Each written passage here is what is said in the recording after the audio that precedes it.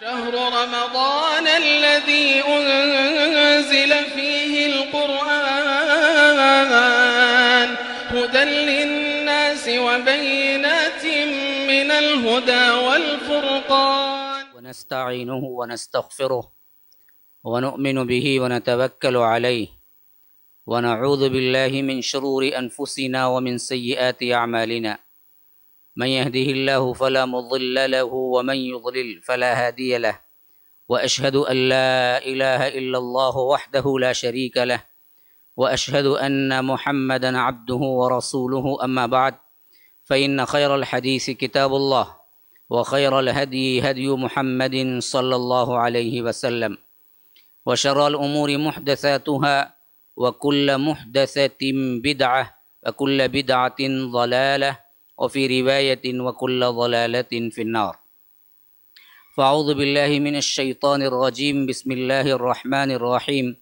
كنتم خير أمة أخرجت للناس تأمرون بالمعروف وتنهون عن المنكر اللهم أرنا الحق حقا وارزقنا اتباعه وأرنا الباطل باطلا وارزقنا اجتنابه اللهم علمنا ما ينفعنا وانفعنا بما علمتنا وارزقنا علما رب اشرح لي صدري ويسر لي أمري واحلل عقدة من لساني يفقه قولی۔ اس اللہ کے نام سے ابتدا، اس کے ناموں کی کوئی انتہا ہی نہیں۔ وَلَوْ أَنَّ مَا فِي الْأَرْضِ مِنْ شَجَرَةٍ أَقْلَامٍ وَالْبَحْرُ يَمُدُّهُ مِنْ بَعْدِهِ سَبْعَةُ أَبْحُرٍ مَا نَفِدَتْ كَلِمَاتُ اللَّهِ۔ اس ذات اقدس پر کروڑوں درود و سلام ہوں جو تمام جہانوں کے لیے رحمت للعالمین بن کے آئے تھے۔ اللہم صلی علی محمد وعلی آل محمد كما صليت على إبراهيم وعلى آل إبراهيم إنك حميد مجيد وبارك على محمد وعلى آل محمد كما باركت على إبراهيم وعلى آل إبراهيم إنك حميد مجيد۔ ناظرین و سامعین، رمضان المبارک کی ان تاخراتوں میں اللہ تبارک و تعالیٰ کے فضل و کرم سے 2 مرتبہ میرے خطاب کا سلسلہ جاری و ساری ہے۔ اس کی ایک بنیاد تو یہ ہے کہ ہمارے جو ایپیسوڈ پیش ہوئے ان میں کچھ کمی رہ گئی تھی 30 کے لیے، اس واسطے ہم نے اس کو زیادتی کے اعتبار سے 1 مرتبہ تاخرات میں زیادہ کر لیا۔ دوسری سب سے اہم ترین وجہ یہ بھی تھی کہ رمضان المبارک کی راتوں میں عبادتیں کرنا، جاگنا اور کوئی اچھے کام میں اپنے وقت کو صرف کرنا، بہرکیف انڈیویجول رہتے ہوئے بندہ جو بھی کرے اس کے لیے ایک گائیڈنس، ایک ہدایت، ایک کوئی مشغولیت کا کام ہو تو وقت گزارنا بہت آسان ہو جاتا ہے۔ وقت گزارتا ہے بندہ کبھی اچھا کبھی برا، لیکن اچھا وقت گزارنا بہت مشکل ہوتا ہے، اور خاص کر تنہائی کی زندگی میں۔ تو اس حیثیت سے آج تاخرات ہے، اور ہو سکتا ہے آج شب قدر بھی ہو، تو اس واسطے یہ دعا ہمیشہ اپنے گرہ میں باندھ کے رکھیں، ہمیشہ اس کے ساتھ آپ تاخراتوں کے جتنے بھی اوقات ہیں گزارتے رہیں۔ کبھی نہ بھولنا اس دعا کو، جو کہ اماں عائشہ رضی اللہ عنہ نے اللہ کے رسول صلی اللہ علیہ وسلم سے پوچھا کہ اگر میں شب قدر پا لوں تو کیا کروں؟ اب یہ دیکھیے خصوصیت سے اس کے واسطے سوال ہوا، اور کرنے والی کون ہے؟ اللہ کے رسول صلی اللہ علیہ وسلم کی سب سے چہیتی بیوی۔ تو فرمایا کہ اگر تم پاؤ تو اس کے اندر یہ دعا پڑھو، اللہم انک عفو تحب العفو فاعف عنی۔ سب سے بہترین دعا کون سکھا سکتا ہے؟ ہم، تم، ہمارے بڑے نہ، محمد الرسول اللہ صلی اللہ علیہ وسلم کے علاوہ اس سے بہترین دعا کوئی اور نہیں سکھا سکتا۔ اور وہ سوال کے جواب میں، ایسے ہی نہیں، سوال کے جواب میں کہہ رہے ہیں کہ اس دعا کو پڑھو اگر تم شب قدر پالو۔ اب ہمیں تو پتہ نہیں، لیکن 21، 23، 25، 27، 29 جو بھی ہو، ہر تاخرات میں اس کا خصوصی اہتمام کرو۔ 1 مرتبہ نہیں، 2 مرتبہ نہیں، کتنا وقت ملے پڑھتے رہو۔ دعا ایک ایسی چیز ہے جو بندہ اپنے لیے مانگتا ہے، لیکن نیت اور ثواب کے اعتبار سے عبادت لکھی جاتی ہے۔ یہ ایک ایسی عبادت ہے جو بندہ اپنی زندگی گزارنے کے لیے یا اپنے من پسند چیز مانگتا ہے، لیکن اللہ اس کو عبادت کے بعض روایتوں میں تو اتنا تک ہے الدعاء هو العبادہ، دعا ہی عبادت ہے۔ دوسری حدیث میں فرمایا الدعاء مخ العبادہ، دعا عبادت کا مغز ہے، تو ہمیشہ یہ کہتے رہیں اللہم انک عفو تحب العفو فاعف عنی، اللہم انک عفو تحب العفو فاعف عنی، ایک مرتبہ نہیں۔ دیکھیے ایک مرض جیسے جیسے قدیم ہوتا جاتا ہے، مرض کی دوا کے سلسلے میں بھی ڈاکٹر اتنا ہی طویل زمانہ دیتا ہے۔ کسی کو کہتا ہے کہ 3 مہینے کھانا ہے، مرض ابھی جڑ نہیں پکڑا۔ کوئی مرض جڑ پکڑ چکا، اسے کہتا ہے کہ 2 سال کھانا ہے۔ اور بعض امراض تو ایسے ہیں کہتے ہیں کہ تمہارا راشن ہے، زندگی بھر کھاتے رہنا ہے۔ شوگر کے مریضوں کا راشن چلتا رہتا ہے، کھاؤ کھاؤ کھاؤ، نہ کھاؤ تو مر جاؤ گے۔ تو مرض جیسا جڑ پکڑتا ہے، دوا بھی ویسے ہی کنٹینیو ہوتی ہے۔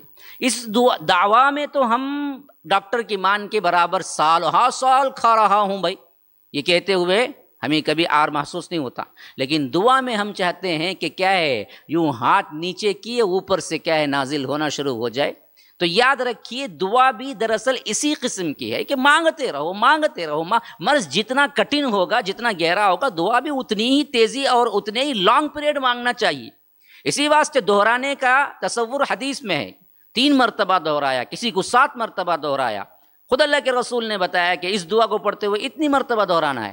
تو ایک مرتبہ کہہ دے اللہم انک عفو، یہ اثر نہیں، پڑھتے رہو پوری رات وقت ملا۔ ابھی بیٹھے سن رہے ہیں نا، یہ سن رہے ہیں کان سے اور دیکھ رہے ہیں آپ ٹی وی اسکرین پہ آنکھوں سے، لیکن زبان تو خالی ہے نا۔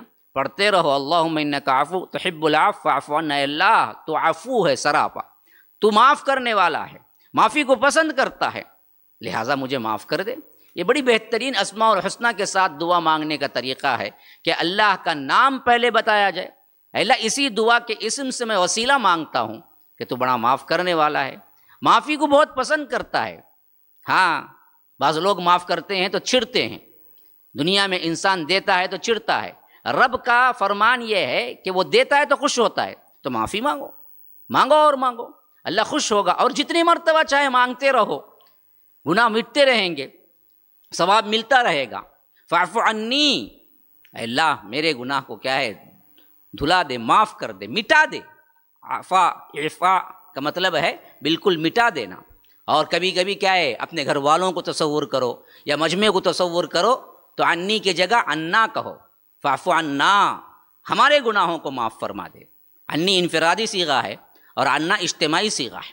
تو اچھا خیر، یہ ایک بات ہے، میں کبھی بھی کیا ہے کچھ نہ کچھ باتیں آپ کے سامنے رمضان المبارک کا رکھتے ہوئے اصل مضمون کی طرف آتا ہوں۔ تو ہم نے اس سے پہلے کا جو ایپیسوڈ آپ کے سامنے پیش کیا گیا تھا اسی رات میں، اس میں ارطغرل کے سلسلے میں وہ تمام حقیقتیں بتائی تھی۔ ابھی میں پڑھ رہا تھا کمنٹس میں، اس میں کوئی بندہ لکھ رہا تھا کہ آپ نے جو کہا وہ مووی میں ویسا نہیں ہے۔ میں نے کہا کہ مووی میں نے نہیں دیکھا، میں نے کہا کہ بتایا یہ جا رہا ہے، اگر اس میں نہیں بتایا گیا ہے تو اس کی ذمہ داری مجھ پہ نہیں آتی۔ میں نے کہا کہ بتایا یہ جا رہا ہے مجھے، میں نے پوری مووی نہیں دیکھی۔ اور دوسری بات، مووی میں نہیں ہے تو کوئی مسئلہ نہیں، تاریخ کی کتابوں میں جڑ دیا گیا ہے یہ غلط تاریخ۔ جو میں نے بتایا تھا کہ صوفی ایک عالم تھے، ان کی بیٹی تھی، نکاح ہوا، تو بعض نے کہا اس میں جرح کی ہے کہ ایسا نہیں ہے مووی میں نہیں ہوگا، مووی میں کوئی الگ طریقہ ہوگا، لیکن یہ تاریخ کی کتابوں میں آئی ہوئی بھی بات ہے اور یہی پڑھا دیا جاتا ہے اور یہی بتا دیا جاتا ہے، جو کہ بالکل غلط ہے۔ لیکن فحاشی اور وہاں کا خاص کر وحدت الوجود کا عقیدہ اور صوفیزم کا عقیدہ جتنا کھول کے ارطغرل کے اندر بتایا گیا ہے، یہاں کہیں حتیٰ کہ مزاروں کے پاس جا کے وہ مانگنا، پکارنا اللہ کو چھوڑ کر، یہ سب کچھ اس مووی میں بتایا گیا ہے۔ اس سے بدترین بات کیا ہو سکتی ہے؟ آپ کیا مدافعات کر سکتے ہیں؟ جہاں شرک کی ترویج اشاعت ہو وہاں آپ کیا مدافعات کر سکتے ہیں؟ یا اللہ کے بجائے دوسروں کو پکار رہا ہے، درگاہوں کے سامنے یا آ کر قبروں کے سامنے مانگ رہا ہے، اور جو فاتح گزرے ان کے مقبرے آج بھی ہیں۔ وہی عہد بنو امیہ کا کوئی مقبرہ بتائیے آپ، نہیں ہے، زیادہ تر بہت کم۔ تو توحید اس وقت تک قائم تھی۔ ہاں بڑے بڑے نام آپ لے سکتے ہیں لیکن ان کا مقبرہ نہیں بتا سکتے کہاں گئے۔ حتیٰ کہ حضرت علی اٹھا لیجئے، کہاں ہے ان کا مقبرہ، جتنا بھی جھوٹ ہے۔ تو یہاں مقبرے آج بھی ترکی میں موجود ہیں، خود ارطغرل کا بھی مقبرہ ہے، اتنا بڑا مقبرہ ہے، اور اس کو باقاعدہ گورنمنٹ ٹیک اوور کر کے اس کو سجاتی ہے، اس کے لیے باقاعدہ طور پر جھنڈا لگاتی ہے۔ اس کے بعد بھی آنے والے جو خلفاء ہیں ان کے مقبرے آج بھی موجود، یوٹیوب پہ ماری آپ، یا اگر گوگل پہ دیکھیے مقبرے باقا شاندار حتیٰ کہ ارطغرل کا تو بتایا جاتا ہے کہ جیسے کیا ہے مسدس کی شکل میں تھا. مسدس کا مطلب ہوتا ہے 6 کونے والے، ہاں مربع 4 کونے والا، مسدس 6 کونے والا. تو انہوں نے ایک ایسی عمارت بنائی جو 6 کونوں کی عمارت تھی، پھر اس کے اندر ایک لمبی راہداری ہے، پھر اس کے بعد وہ اوپر سے تو ایسا ہی لگ رہا ہے کہ بہت شاندار عمارت ہے، خوبصورت، پھر اندر اس کا مقبرہ ہے، اور وہاں پر باقاعدہ طور پر لوگ جاتے ہیں، زیارتیں کرتے ہیں، پتہ نہیں کیا کیا نہیں کرتے. پھر ایسے ایسے اسلامی کنٹری کو ہم کہہ سکتے ہیں کہ یہ آگے جائے گی، یا آ کر فلاں یہ کیا کیے گا، یہ خلیفۃ المسلمین بنے گا. قرض یہ باتیں کیا ہیں اٹھا کے رکھیں، مدافعاتی بات نہ کریں، پہلے تحقیق کر لیں جہاں پر جو میں نے کہا ہے وہ لفظ ویسے ہی ہے یا اس کے اندر کچھ اور ہے، تاکہ کیا ہے لوگ کمنٹس کرتے وقت سوچیں کہ پہلے انہوں نے واقعتاً سنا ہے وہ لفظ کو، پھر اس کے بعد کمنٹس کریں. یا جو بھی دل میں آیا کمنٹس کرتے رہیں اور لوگوں کو دوسروں کو کیا ہے اس سے بہکاتے رہیں، یہ اچھی بات نہیں. بہرکیف اب اس سلسلے میں جو سب سے اہم ترین واقعات پیش آئے، خاص کر خلافت عثمانیہ کے اندر، اس لفظ خلافت کا بھی کچھ اعتراض ہے بعض لوگوں کو، حالانکہ یہ تاریخ میں خلافت کے لفظ سے مشہور ہے اور اچھوں نے خلافت کا لفظ استعمال کیا ہے، کیونکہ یہ کچھ بھی ہو شیعہ نہیں تھے، یہ سنی العقیدہ تھے، ان کے اندر غلطیاں تھیں، اور ان کے زمانے میں کچھ کیا ہے شرکیہ افعال بھی ہو رہے تھے، اور ان کے زمانے میں کیا ہے توحید کمزور پڑ رہی تھی، لیکن پھر بھی مجموعی طور پر مسلمان تھے اور سنی العقیدہ تھے، اور انہوں نے کوئی ایسی غلط حرکت یا ایجاد نہیں کی جس طرح شیعوں نے کی تھی. تو ان کے جو حکمران ہوئے، میں نے بتایا تھا کہ ارطغرل اصل بانی سلطنت نہیں تھے، ان کا بیٹا جو آیا تھا عثمان وہ بانی سلطنت تھے، اور ان کی زندگی میں جو انہوں نے لمبی عمر پائی تھی 1281 تک ان کی زندگی رہی، تو اس وقت ہی ان کا بیٹا جو کہ کیا ہے اول عثمان اول کے نام سے خطاب کیا جاتا ہے، ان کی عمر ایک لیول کی ہو چکی تھی، بڑے ہو چکے تھے. تو بعض روایتوں میں ہے کہ مرتے وقت انہوں نے خود اسے سلطنت کا فرما روا بنایا، پھر اس کے بعد ان کا انتقال ہوا. لیکن جب یہ ہوا اس کے بعد ہی انہوں نے علل اعلان حکومت کی کہ ہم سلطنت کا اعلان کیا کہ ہم دراصل کیا ہیں سلجوقی سلطنت کے ماتحت نہیں ہے، ویسے بھی کوئی تھا بھی نہیں، سلجوقی سلطنت بالکل کمزور ہو چکی تھی، تو یہ دراصل پاور پہ آئے. اب ان کے بعد کا سب سے اہم ترین دور وہ دور ہے جس میں ان آنے والے سلطانوں نے بڑے بڑے کام کیے، خاص کر عیسائیوں کے خلاف اور ان کے خطرات کو بھانپ کر صحیح طور پر قدم اٹھانا، اور اسی طرح سلطنتی امور میں اللہ سے ڈرنا، اور خود اپنی طور پر بھی انتہائی پاکیزہ زندگی گزارنا. اچھی زندگی گزارے ہیں، رعایا کے ساتھ بہت اچھا معاملہ کیے ہیں اور لوگوں کو خوش رکھا ہے، اور ذاتی زندگی میں بھی بہت سے ایسے اوصاف تھے ان کے پاس جو کہ کیا ہے بڑے بڑے بادشاہوں کے پاس نظر نہیں آتے. اس حیثیت سے اللہ نے ان کی سلطنت کی لمبائی یعنی فاصلہ بھی بہت لمبا دیا تھا. اب ان میں آج جو خاص طور پر جو میں بیان کروں گا وہ ہے فاتح قسطنطنیہ. یہ کیوں اہمیت رکھتا ہے؟ اس واسطے اہمیت رکھتا ہے کہ اس کا تعلق اللہ کے رسول صلی اللہ علیہ وسلم کے زمانے سے. اللہ کے رسول صلی اللہ علیہ وسلم نے ایک تو قسطنطنیہ کے لیے خاص دعا کی اور فتح کی خوشخبری سنائی. یہ قسطنطنیہ کون تھا؟ یہ روم کا دارالحکومت پارلیمنٹ تھا، اور بعد میں کچھ بدلتے رہے، لیکن اس کی قدامت اور اس کی مضبوطی کے لحاظ سے کبھی کمزور نہیں پڑا. روایتوں میں آتا ہے کہ 17 حملے مسلمانوں نے کیے یا اس سے بھی زیادہ قسطنطنیہ پر، لیکن فتح نہیں پا سکے. اور اس کو سب سے پہلے کرنے والا حضرت امیر معاویہ تھے.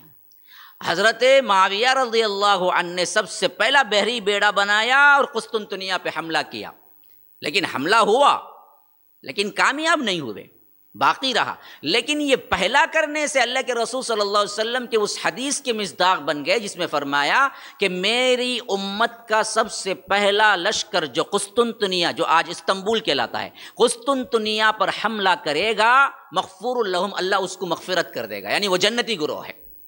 اب یہ جو سب سے پہلا کام کرنے والے ہیں حضرت معاویہ رضی اللہ عنہ. اسی طرح ہم کو معلوم ہوتا ہے اللہ کے رسول صلی اللہ علیہ وسلم کبھی کبھی ام حرام بنت ملحان کے گھر جایا کرتے تھے. یہ ام حرام بنت ملحان اصل میں وہ ہیں جو رشتے کے اعتبار سے اللہ کے رسول صلی اللہ علیہ وسلم کی خالہ لگتی ہیں، محرم رشتہ تھا۔ بعض لوگ اس حدیث کو لے کے بہت سے کیا ہیں فتنے اٹھانے کی کوشش کی ہیں، کیسے اللہ کے رسول ان کے گھر جاتے تھے اور ان کے گھر کبھی کبھی سو جاتے تھے، کبھی خیر اللہ کرتے تھے۔ تو روایت میں ہے کہ ام حرام بنت ملحان کے گھر ایک مرتبہ سو رہے تھے اللہ کے رسول صلی اللہ علیہ وسلم، تو اچانک مسکراتے ہوئے اٹھے۔ تو ام حرام بنت ملحان نے پوچھا اللہ کے رسول مسکرانے کی وجہ کیا ہے؟ کہا کہ میری امت کو دکھایا گیا جو کہ جہازوں کے تختوں پہ ایسے بیٹھے ہیں گویا کہ بادشاہ بیٹھے ہوئے ہوں، اور وہ سمندری سفر کر کے جا رہے ہیں، اور اللہ تبارک و تعالی یہ جو سب سے پہلا سمندری سفر کرے گا اللہ ان کو معاف کر دے گا، ان کو جنت کی بشارت سنائی۔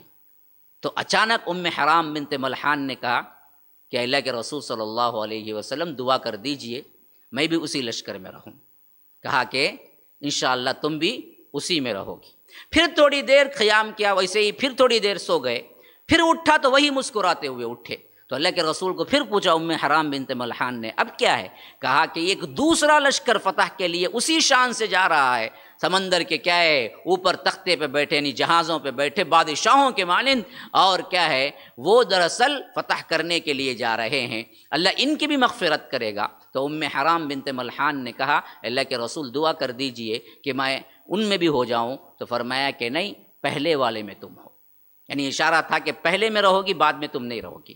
اسی طرح کیا ہے دوسری روایتیں بھی آئی ہیں جس میں معلوم ہوتا ہے کہ اللہ کے رسول نے اس کی خوشخبری سنائی تھی، اور ابو ایوب انصاری کی اہلیہ کے سلسلے میں بھی بات آتی ہے کہ انہوں نے بھی یہی التجا کی، تو اللہ کے رسول نے کہا پہلے والے لشکر میں تم ہو اور اس کے بعد والے نہیں۔ اسی طرح ابو ایوب انصاری کے دل میں بھی یہ خیال تھا کہ جب بھی اس کے لشکر کا معاملہ ہوگا میں جاؤں گا، کیونکہ میں اللہ کے رسول سے سن چکا ہوں جو اس لشکر کو جائے گا وہ دراصل جنت اللہ تبارک و تعالیٰ اس کو دے گا، معاف کر دے گا۔ اسی بات سے جب پہلا آیا تھا یا بعد میں جب بیٹے کو بھیجا، روایتوں میں ہے کہ حضرت ابو ایوب انصاری اس میں شامل ہوئے اور آخری وقت تک رہے، اور وہاں سے جہاز سے اترنا ہوا تو ان کے لیے گھوڑا لایا گیا اور گھوڑے پہ بیٹھے، گھوڑا بدکا اور اس کے بعد وہ وہیں پر شہادت پائی۔ آخری وقت تھا تو انہوں نے کہا کہ دیکھو جہاں تک خیصر کے ملک میں مجھے لے جا سکتے ہو وہاں تک لے جاؤ، اور وہاں جا کے آخری حد جہاں ختم ہوتی ہے وہاں لے جا کے مجھے دفن کر دو۔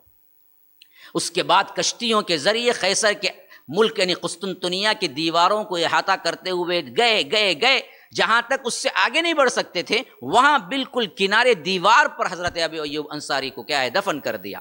پھر حضرت معاویہ کے بعد بہت سے خلفاء جو آئے تھے ان میں سے ایک مرتبہ قیصر نے شرارت کی، کہا کہ اگر تم میرا لیے یہ نہیں کرو گے تو میں ابو ایوب انصاری کی قبر کو نکال کے باہر کر دوں گا۔ تو حضرت اس وقت جو عبد الملک تھے یا مجھے یاد نہیں پڑتا حضرت معاویہ تھے، انہوں نے جواب دیا اگر تو ایک کو نکالے گا تو یہ مسلم کنٹریز میں جتنے لوگوں کی قبریں عیسائیوں کی ہم ان سب کو نکال کے باہر کر دیں گے۔ پھر اس کے بعد قیصر خاموش ہو گیا۔ یہ تو بہت تاریخی شے ہے، میں اس واسطے بتا رہا ہوں کہ یہ اصل تعلقات اس کے کہاں سے تھے، اللہ کے رسول صلی اللہ علیہ وسلم کی پیش گوئی سے شروع ہو چکے تھے۔ تو اس حیثیت سے ہر کوئی اس میں کوشش کیا کہ کسی نہ کسی طرح اس کو فتح کر لیا جائے۔ فتح کرنے والوں کے لیے بھی خوشخبریاں تھیں، پہلے لشکر لے جانے والوں کی بھی خوشخبریاں تھیں۔ تو جب بھی سلطنت مضبوط ہوتی تھی مسلمانوں کے فاتح کوشش کرتے تھے کہ کسی نہ کسی طرح قسطنطنیہ کو لے لیا جائے، لیکن بدبختوں نے ایسا مضبوط بنا کے رکھا ہوا تھا کہ 17 حملے ہونے کے باوجود بھی قسطنطنیہ کو کچھ نہیں کر سکے، بلکہ اس کی دیوار کی فصیل جو کہتے ہیں نا، وہ کہتے ہیں کہ اس دیوار کی فصیل پہ گھوڑا کئی کلومیٹر چل سکتا تھا، اتنی موٹی فصیل تھی، خالی دیوار کی چوڑائی، لمبائی نہیں، لمبائی میں تو ایسے تو چل سکتا ہے، چوڑائی میں اتنی لمبی تھی فصیل کہ وہ فصیل کو توڑ کے، اب یہ صرف کیا خالی شروعات کی فصیل تھی، پھر اس کے اندر قلعے کی دیوار تھی، پھر اس کے بعد کیا سپاہیوں کی باڑ تھی، ان سب کو کاٹ کر ان سب کو توڑ کے نکلنا معمولی نہیں تھا۔ تو اس واسطے کئی مرتبہ ہوا، لیکن کئی مرتبہ ناکام ہوئے مسلمان، حتیٰ کہ یہ لوگ مسلمانوں کے حکومت میں خنجر کی طرح بیٹھے ہوئے تھے، جب چاہتے مسلمانوں کے پاس آتے، شب خون مارتے، یا آ کر ان کو کیا ہے لوگوں کو اکساتے، یا چھوٹی موٹی جنگ کرتے، یا لوٹ کے لے جاتے۔ اس حیثیت سے ہر ایک نے اپنے اپنے دور حکومت میں کوشش کی کہ مستقل رومی سلطنت کو ختم کر دے، جو بازنطینی سلطنت کہلاتی تھی۔ ایک بات یاد رکھیے، ایران کی سلطنت اور روم کی دونوں ایک لیول پہ تھے جب اللہ کے رسول صلی اللہ علیہ وسلم آئے تھے، لیکن دیکھیے تاریخ کا یہ واقعہ، اللہ کے رسول نے دونوں کو لیٹر بھیجا، اسلام قبول کر لو، میں اللہ کا رسول ہوں۔ یہ بدبخت جو خسرو پرویز تھا اس وقت کا بادشاہ جو ایران کا تھا، اس نے اللہ کے رسول صلی اللہ علیہ وسلم کے خط کے ٹکڑے کر دیے۔ تو جب اللہ کے رسول صلی اللہ علیہ وسلم سنایا گیا کہ آپ کے خط کے ساتھ اس نے ایسا کیا، تو اللہ کے رسول نے فرمایا کہ اللہ اس کی سلطنت بھی ٹکڑے ٹکڑے کر دے گا۔ تو کچھ عرصہ نہیں ہوا، ایران کی سلطنت پوری کی پوری مٹ گئی۔ وہی ہرقل کا نے جب اللہ کے رسول صلی اللہ علیہ وسلم کا لیٹر پہنچا تو اس نے بڑی عزت دی، بڑا اکرام کیا، حتیٰ کہ کہا کہ اگر مجھے موقع ملے تو میں اللہ کے رسول صلی اللہ علیہ وسلم کے قدموں میں آ جاؤں اور ان کے پاؤں دھو کے پیوں، لیکن مجھے ملک عزیز ہے، اگر میں مانوں گا تو یہ لوگ پھر جائیں گے۔ تحفے بھی دے کے بھیجے، لیکن اسلام قبول نہیں کیا۔ اس واسطے اس کی سلطنت کی لمبائی اور فاصلہ اتنا لمبا ہوا، اسلام آنے کے 1000 سال بعد بھی باقی تھا۔ خالی اللہ کے رسول کا ایک ادب اور ایک اللہ کے رسول کی گستاخی، ادھر ایک گستاخی سلطنت پارا پارا ہو گئی، اور ادھر ایک ادب، ہزاروں سال سلطنت لمبی ہو گئی۔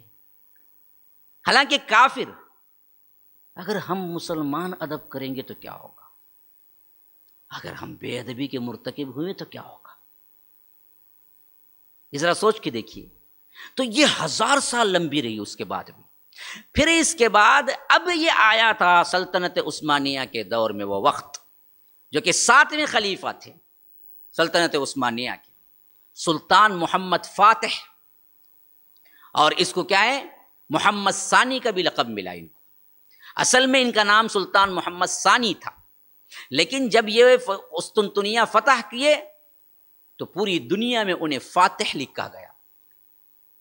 لفظ فاتح صرف سلطان محمد کے ساتھ لقب ہے، کیوں؟ انہوں نے وہ کام کر دکھایا جو کسی نے نہیں کیا، اور اس وقت ان کی عمر تھی 22 سال۔ 22 سال کا ایک نوجوان اپنے دل کے اندر ٹھان کے نکلتا ہے، نہیں اب یہ قسطنطنیہ کو فتح کر کے ہی چھوڑیں گے ہم۔ لشکر لیتا ہے، قسطنطنیہ کے قریب جا کے پڑاؤ ڈالتا ہے، کوئی سوچ بھی نہیں سکتا، بڑے بڑے لوگ آئے لیکن فتح نہیں کیے۔ اور یہ دور ہے جب 1453 1453 مئی کا مہینہ ہے، یہ لے کے نکلتے ہیں، اور صرف 55 دن کا محاصرہ، کئیوں نے 5 6 مہینے محاصرہ کیے ہوئے تھا لیکن فتح نہیں ہوا۔ ان کا پورا محاصرے کا دور ہے 55 دن۔ قسطنطنیہ کے پاس پہنچتے ہیں۔ اب کیسے فتح ہوتا ہے، اصل میں یہ بھی ایک بہت عجیب ٹیکنیک ہے ان کی۔ اصل میں 2 راستے تھے قسطنطنیہ کے، ایک طرف پورا سمندری علاقہ تھا جہاں سے کوئی بھی تیر کر اتنا بڑا لشکر فصیل تک نہیں پہنچ سکتا تھا، کیونکہ اس سے پہلے ہی سپاہی اتنے تھے کہ کوئی بھی تیر کرے تو وہ پورا جتنا علاقہ دریائی تھا جس کی طرف تھا وہاں سے تو کوئی چانس نہیں تھی۔ اگر کوئی پہنچ بھی جاتا تو اتنی بڑی فصیل کو توڑنا معمولی بات نہیں ہوتی کہ خود شہید ہو جاتے۔ دوسرا ایک راستہ تھا جو جنگلوں سے ہوتا ہوا بہت دور کا راستہ تھا، اور صحیح طور پر اس میں کیا نہیں تھے، شاہراہ بھی نہیں تھی، کہ کوئی ایسا راستہ بھی نہیں جس سے چل کر کوئی لشکر سوائے اس کے کہ کیا ہیں جنگلی جانور وغیرہ پہنچ سکتے تھے، لیکن دوسرے کوئی نہیں پہنچ سکتے تھے۔ اور وہاں تک پہنچنے کے لیے کشتی کا راستہ ہونا تھا، یعنی کشتی کے ذریعے پہنچ سکتے تھے، لیکن کشتی کے ذریعے جو راستہ سمندری تھا اس سے نہیں پہنچ سکتے تھے۔ ہاں پہنچ سکتے تھے کس سے، زمینی راستے سے، زمین میں کشتی نہیں چلائی جاتی، تو پہنچیں گے تو کیسے پہنچیں گے؟ اس واسطے ہی یہ ہمیشہ محفوظ رہا، کوئی فاتح نہیں کر سکا، کوئی فتح نہیں کر سکا۔ لیکن انہوں نے عجیب کام کیا، انہوں نے اپنے بندوں کو لگایا، کانوں کان بھی خبر نہیں ہوئی اندر کے لوگوں کو، حکومت کو، کہ انہوں نے کیا کیا کہ جتنا راستہ جہاں سے فرشتی جا کے پہنچے گی وہاں تک زمینی تھا، زمینی راستہ تھا، ڈھلوان والا تھا۔ تو انہوں نے کہا کہ دیکھو جو تیل اور اسی طرح کے کیا ہیں گوند جیسے ایٹمز ہوتے ہیں اس کو جمع کرو، مسکا جس سے پھسلاؤ ہو سکتا ہے، اس کو جمع کرو. بہت بڑے ذخائر جمع کیے گئے اس کے، اور وہ زمین کو انہوں نے وہاں سے لے کر قسطنطنیہ کی دیوار تک اس کو کیا ہے لیپنے کا حکم دیا. پورا چگیٹ کر دو، پورا گوند ڈال دو. پھر اس کے بعد کشتیوں والوں کو کہا کہ کشتی میں سوار ہو، بسم اللہ کشتی چلاؤ زمین پہ. اب اوپر تھی اور کیا ہے تیل جلانے سے چربی لگی ہوئی تھی پورے زمین کو. وہ چربی میں تیرتی ہوئی کیا ہے ایک ایک کشتی آ کے لگنے لگی، ایک ایک کشتی جہاں سے ان کا تصور بھی نہیں تھا کہ کوئی آ سکتا ہے. اس تک آنا تھا تو بحر سے آنا تھا، جو ممکن نہیں تھا. یہ ایک زمینی راستہ تھا جہاں سے آنا تھا. انہوں نے 55 دن کے اندر اتنا روغن لیا جو اس کا تصور بھی نہیں تھا، اور وہ روغن پورے کے پورے کشتی کے پیندے میں بھی لگا دیے اور زمین پر بھی لگا دیے، اور کہا کہ اب چلو. اب ایسا لشکر پورا کا پورا اچانک جا کے دروازے پہ کھڑا ہوا جہاں سے ان کا تصور بھی نہیں تھا، تو یہ لوگ لڑ نہیں پائے اور قسطنطنیہ فتح ہو گیا. اور یہ وہ خوشخبری تھی جو اللہ کے رسول نے دیتا، ضرور قیصر کا ملک تم فتح کرو گے، ایک زمانہ آئے گا. یہ صرف اور صرف یہ شرف انہی کو کیا ہے زیبا تھا، سلطان محمد فاتح کو. انہوں نے اس کو کیا ہے فتح کیا. پھر اس کے بعد تقریباً پوری سلطنت کے لوگ اور پورے عالم اسلام میں گویا کہ ایک ہی رات میں مشہور ہو گئے، سلطان محمد فاتح. اب رومی سلطنت مکمل ختم ہو گئی، جیسے ایرانی سلطنت پہلے مکمل ختم ہو چکی تھی. یہاں سے اصل اور زیادہ کیا ہے عروج کا زمانہ گزرا. اور اسی اثنا میں بہت سے ہندوستانی طور پر حکومتیں جو ہو رہی تھی ان کی طرف سے بھی ان کو کیا ہے مسئلے پیش ہوئے، لڑائیاں ہوئی، جس میں خاص کر بایزید یلدرم جو ان سے پہلے کا بادشاہ تھا، ان کی لڑائی تیمور سے ہوئی. تیمور لنگ آپ نے سنا ہوگا، بہت بڑا بادشاہ ہے اور چنگیز خان کی نسل سے ہے، مسلمان تھا، اور یہ واحد بادشاہ تھا جو حافظ قرآن تھا. بچپن میں 10 سال میں حفظ کر لیا تھا، اور لیکن اتنا خون خار تھا کہ کتنے بندے قتل کیے کوئی حساب ہی نہیں ہے، اور مارتا بھی مسلمانوں کو تھا اپنی سلطنت بڑھانے کے لیے. وہ اس طرف تھا ہمارے ہاں. اور ایک مرتبہ سلطان بایزید یلدرم کے زمانے میں بھی انہوں نے قسطنطنیہ کا محاصرہ کر لیا تھا، لیکن معلوم ہوا کہ ادھر سے تیمور آ رہا ہے، تو وہ محاصرہ اٹھائے اور تیمور کے مقابلے کے لیے نکلے، اور تیمور نے انہیں قید کر لیا، شکست کھا گئے. ورنہ تو معلوم ہوتا ہے کہ ابھی 100 سال پہلے ہی قسطنطنیہ فتح ہو جاتا، لیکن ایک طرف سے تیمور حملہ کرنے کی وجہ سے بایزید یلدرم کو موقع نہ ملا. پھر اس کے بعد آنے والے سلطانوں میں سے کیا ہے محمد فاتح ہیں جن کو یہ موقع ملا اور قسطنطنیہ فتح ہو گیا. پھر اس کے بعد اب تک بھی جو ہے وہ دراصل رومی یا ترکی سلطنت کے حصے میں ہے، اور وہاں پر کیا ہے سب کے لیے آنا جانا روا رکھا گیا ہے. تاریخی شہر ہے اور اس کے اندر نادر چیزیں ہیں جو دیکھنے کی ہیں. ترکی ایک بہت قدیم اپنے اثاثے کو جمع کر کے رکھا ہوا ہے، اس واسطے کہتے ہیں کہ وہاں نادرات جو ہیں نا، نوادر چیزیں ہیں جو کہ کیا ہیں سلطنت عثمانیہ کے بھی ہیں، اس سے پہلے کے لوگوں کے بھی ہیں، کیونکہ وہ تمام ذخائر جتنے بھی تھے وہ ان کو ملے اور یہ لوگ کیا ہیں ترکی میں جمع کر کے رکھے. حتیٰ کہ بعض روایتوں میں استنبول کے اعتبار سے فرمایا گیا ہے کہ اللہ کے رسول کی جو تلواریں ہیں وہ بھی ان میں ہیں، اور اسی طرح بعد کے خلفاء کے عصا وغیرہ وہ بھی ان میں ہیں.